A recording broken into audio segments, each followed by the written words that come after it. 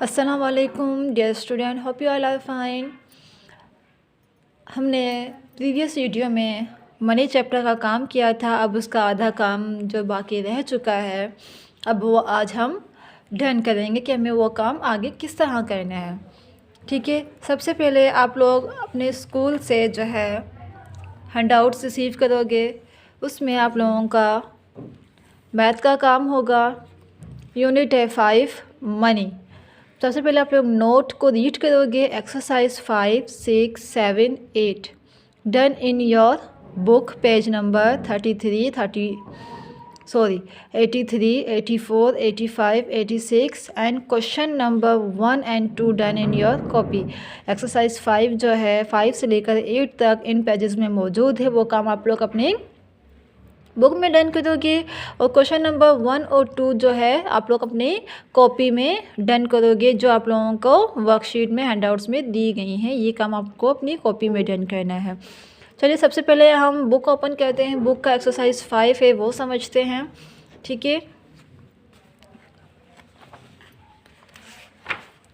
हमने book open की है। सबसे पहले हमारे पास है एक्सरसाइज 5 जो हमारे पेज नंबर 83 पर मौजूद है।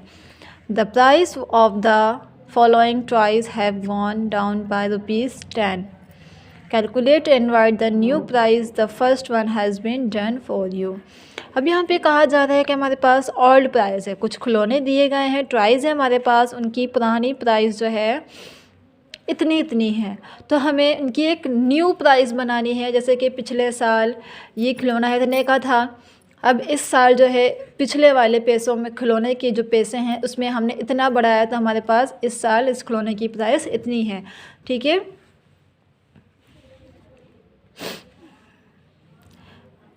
अब है यहाँ पे देखिए, जो सबसे पहले आप लोगों ने किया था वो गोन अप का था, जो जैसे कि जो बढ़ गई है, जो पुरानी प्राइस थी उसमें हमने इतना बढ़ाया था। अब उस साल जो है ना इस खिलौने की प्राइस जो है इतनी ज़्यादा हो गई है। वो हमारा एक्सरसाइज 4 में था।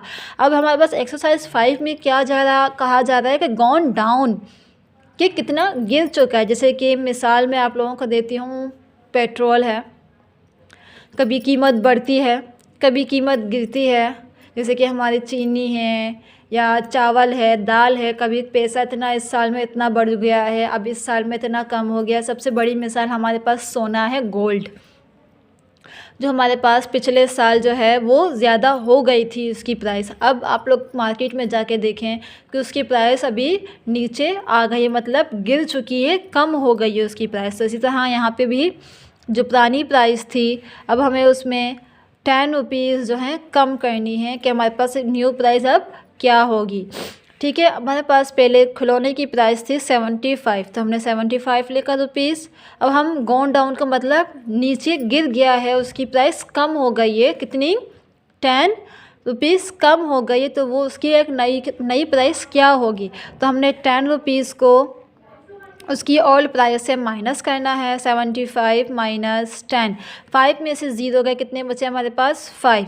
7 में से 1 जा चुका है हमारे पास, तो क्या आया 6। जब हमने 7 में से 1 को निकाला है तो हमारे पास क्या आया 65।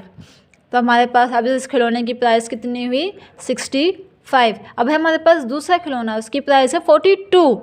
तो हमने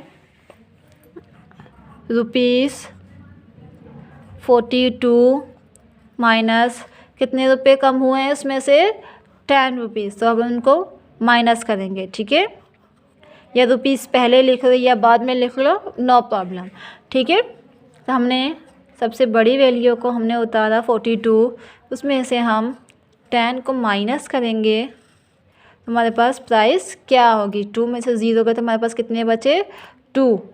ठीक है, 4 में से 1 गए तो हमारे पास कितने बचे 3। तो अब इस खिलौने की प्राइस कितनी हुई 32। तो इसी तरह बाकी क्वेश्चन आप लोग खुद सॉल्व करोगे। Turn your page. अभी हमारे पास exercise 6, calculate and write the total amount in each box, the first one has been done for you. अब हमारे पास कुछ अमाउंट दी गई हैं, कुछ पैसे हैं, नोट है, सिक्के हैं। हमें क्या करना है, इनको कैलकुलेट करना है, टोटल करना है, इनको टोटल क्या हो रही है। सबसे पहले हमारे पास है 10 का नोट है, एक 2 का सिक्का है और 2 1-1 रुपये के सिक्के हैं, तो हम उनको प्लस करेंगे। इसका टोटल ही मालूम करना है ना, तो हमें टोटल मालूम करते वक्त क्या करना है, प्लस करना है। 10 में हमने 2 प्लस किया 12, 12 में हमने 1 को प्लस किया 13, 13 में हमने 1 को प्लस किया 14, तो हमारे पास रुपीज़ कितने हुए 14। ठीक है, अब दूसरा है 20 रुपीज़ को हमने 5 से प्लस किया 25 हुए। 25 में हमने 2 को प्लस किया 27, 27 में हमने 1 को प्लस किया 28, 28 में हमने 2 को प्लस किया, तो हमारे पास कितने हुए रुपीज़ 30। तो इसी तरह बाकी 3 क्वेश्चन आप लोग खुद सॉल्व करोगे। ठीक है, अभी हमारे पास एक्सरसाइज 7, एक्सरसाइज 7 का क्वेश्चन है use a tick to note the amount given on the tag for each toy. The first one has been done for you. हमारे पास खिलौने मौजूद हैं, इनके प्राइस लिखे हुए कि ये इतने इतने रुपए का है, तो हम सिक्कों और नोट में काउंट करेंगे, टिक लगाना है कि उससे हमारे पास इस प्राइस का हिस्सा आ जाए, इतने में इससे हो जाए। तो हमारे पास 16 दिया गया है, 16 को हम इनमें सर्च करेंगे और टिक लगाते जाएंगे कि इन सिक्कों को या इन नोट को हम मिलाएंगे तो हमारे पास 16 रुपीज़ बन जाए। 10 रुपीज़ लिया हमने, फिर बाकी कितने बचे 6 रुपये, 6 रुपये अभी अब 2 12 हो गए, 2 14 हो गए, फिर हमने 2 1-1 वाले सिक्के लिए, तो ये क्या हुए 16 रुपये, मतलब 16 रुपीज़। अब हम 18 को देखेंगे। 10 रुपीज़ हमने लिया, ठीक है, 10 में हमने 5 को लिया तो कितने हुए 15, बाकी कितने बचे 3 रुपये। हमने एक 2 का सिक्का लिया और एक 1 रुपये का सिक्का लिया, तो हमारे पास कितने हो गए 18 रुपीज़। तो इसी तरह बाकी भी आप लोग खुद ही करोगे। ठीक है, अभी हमारे पास एक्सरसाइज 8, कैन यू पेज। अब हमारे पास है एक्सरसाइज 8। एक्सरसाइज 8 का क्वेश्चन है हमारे पास draw out the note and coin to pay for the given items. The first one has been given. पहले हमने क्या किया था, हमें प्राइस दी गई थी, हमें उनमें से सर्च करना था, ढूंढना था, फाइंड करना था कि हम कौन कौन से नोट और कौन कौन से सिक्कों को मिलाएंगे तो हमारे पास ये रुपीज़ बनेगी। अब इसमें कहा जा रहा है कि हमारे पास खिलौनों की प्राइस दी गई हैं, इन खिलौनों की प्राइस को देखते हुए हमें नोट और सिक्के बनाने हैं, उनको टोटल लास्ट में लिखना है। ठीक है, तो हमारे पास पहले दिया गया है 14 का हमने 10 का नोट बनाया, फिर हमने 2-2 रुपये वाले सिक्के बनाए। ठीक है, अब है 19 का भी सबसे पहले आप लोग स्केल की मदद से आप लोग नोट बनाओगे। ठीक है, तो हमने एक नोट बनाया कितने रुपीज़ का 10 रुपीज़ का। ठीक है, हमने सिक्का बनाया कितने का 5 रुपीज़ का, हो गए 15। हमने एक सिक्का बनाया, उसको हमने कितने का बनाया 2 का। ठीक है, तो हमारे पास कितने हुए 17।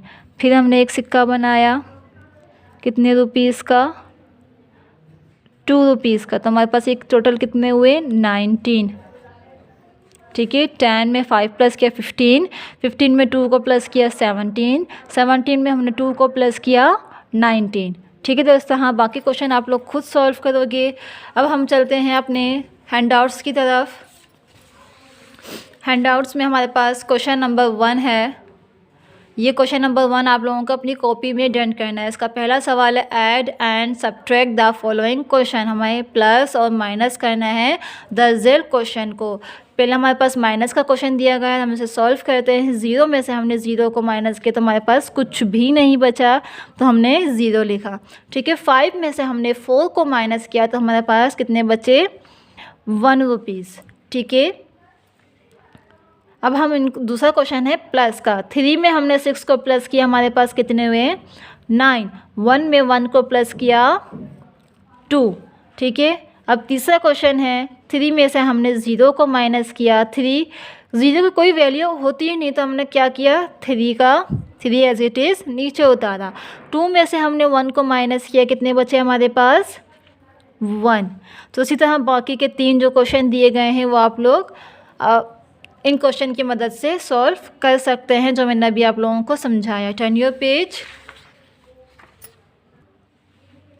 अभी हमारे पास क्वेश्चन नंबर 2। क्वेश्चन नंबर 2 भी हम अपनी कॉपी में ही डन करेंगे, कॉपी में सॉल्व करेंगे। सबसे पहले आप लोग ब्लू कलर से सवाल उतारोगे। Calculate the total amount in each blank. हमें कैलकुलेट करना है, यहाँ पे जो अमाउंट दिए गए हैं उनको टोटल करना है, कैलकुलेट करना है और ब्लैंक्स में फिल करना है। ठीक है, सबसे पहले है क्वेश्चन नंबर 1 हमारा ₹2, ₹1, ₹3। इन तीनों को हम टोटल करेंगे तो हमारे पास टोटल क्या आएगा? ₹6। 2 में हमने 1 को प्लस किया, 3 में हमने 1 को प्लस 3 में 3 को प्लस किया तो हमारे पास कितने हुए टोटल?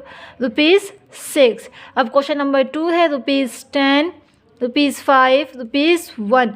₹10 में हमने ₹5 को प्लस किया तो हमारे पास कितने हुए? ₹15।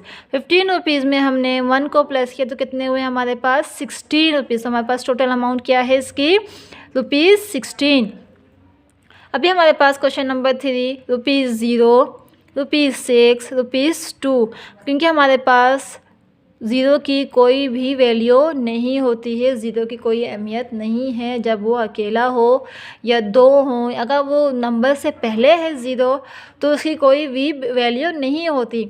अगर 2 नंबर्स के बीच में आ रहा है, जैसे कि यहाँ पे 1 नंबर के बाद है तो उसकी वैल्यू होती है ज़ीरो की, या 2 नंबर के बीच में हो तब भी उसकी वैल्यू होती है। अगर नंबर से पहले ज़ीरो आता है तो उसकी वैल्यू नहीं होती, तो यहाँ पे ज़ीरो की कोई वैल्यू नहीं है। ₹6 को ₹2 के साथ हमने प्लस किया तो हमारे पास कितने हुए? ₹8। अब बाकी क्वेश्चन आप लोग इन क्वेश्चन की मदद से सॉल्व करोगे, जो मैंने आप लोगों को समझाया है। उम्मीद है आप लोगों को मेरा काम समझ में आ चुका है। अगर काम समझ में ना आए तो आप लोग गूगल ऐप क्लासरूम में आप लोग कमेंट कर सकते हैं। जो भी प्रॉब्लम हो आप लोग क्लासरूम ऐप से पूछ सकते हैं, कमेंट करें तो आप लोगों को इंशाल्लाह आंसर दे दिया जाएगा। अल्लाह हाफिज़, थैंक यू। अब इंशाल्लाह नेक्स्ट वीडियो में आप लोगों से मुलाकात होगी।